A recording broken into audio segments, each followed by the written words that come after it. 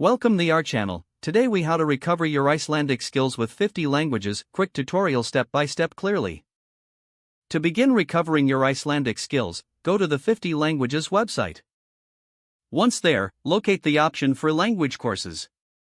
Click on the Icelandic language course. You will see various topics available for learning. Choose a topic that interests you or one you want to focus on. After selecting a topic, start with the introductory lesson.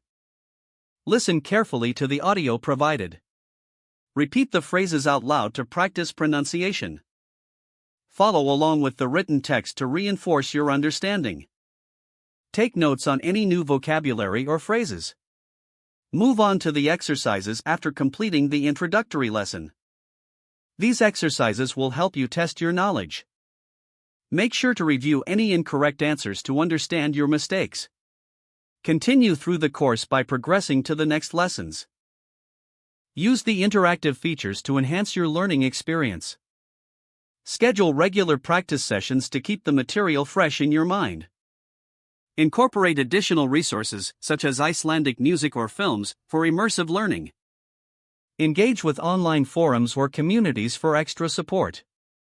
Set achievable goals to track your progress. Stay consistent and patient with your learning journey. If the page does not load, refresh the browser or try again in a private or incognito window. Make sure you are using the correct email address, then retype it carefully to avoid small typos.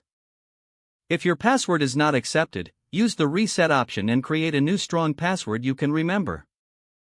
Check your spam folder for verification or security emails, then complete any requested confirmation steps. Enable two-factor authentication if available to improve account security and reduce unauthorized access risk. After signing in, review your profile details so your contact information and settings are accurate and current. If you see an error message, note it down and try again after restarting your device and internet connection. Log out when you finish, especially on shared devices, to keep your account and payment information secure.